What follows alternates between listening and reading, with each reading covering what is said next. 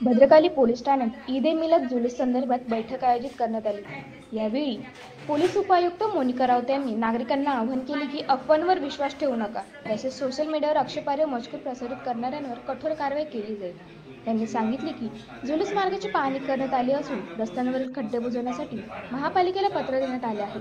जुलूस व गणेश विसर्जन मिरवणूक सलोख्याने पार पडावी यासाठी सजावट, विद्युत रोषणाई व मंडप वेळ काढून टाकण्याच्या सूचना देण्यात आल्या। कायदा व सुव्यवस्था अबाधित ठेवण्यासाठी मार्गावर सीसीटीव्ही कॅमेरे, ध्वनिक्षेपक आणि स्वयंसेवकांची नेमणूक करण्यात येणार आहे। नागरिकांना अडचण आल्यास त्वरित पोलिसांशी संपर्क साधावा असे आवाहन त्यांनी केले। या ठिकाणी जी पाहणी झालेली आहे त्याबाबत चर्चा झाली। मार्गामध्ये बॅरिकेटिंग कुठं करायचं, कोणते गणपतीचे पॉईंट रस्त्यामध्ये येत आहे, त्या सर्वाच्या बाबतीमध्ये या ठिकाणी चर्चा झाली आणि जुलूस कोणत्या वेळेला निघेल, कोणत्या वेळेला थांबेल त्याबाबतची देखील या ठिकाणी चर्चा झाली। स्वयंसेवकांची यादीची देखील या ठिकाणी देवाणघेवाण झालेली आहे। तर पोलिसांकडून जुलूस मार्गामध्ये कुठल्याही प्रकारे अडथळा येणार नाही यासाठी खबरदारी घेतली जाणार आहे। बंदोबस्त लावला जाणार आहे। ठिकठिकाणी बॅरिकेटिंग या ठिकाणी करण्यात येणार आहे।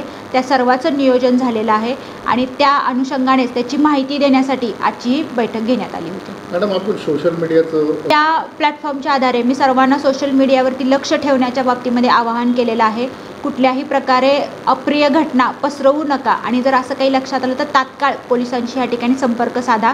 बैठकीला शहरी खतीब इसामुद्दीन खदू, सहाय्यक पोलीस आयुक्त नितीन जाधव, वरिष्ठ निरीक्षक राकेश चौधरी तसेच अनेक मान्यवर उपस्थित होते।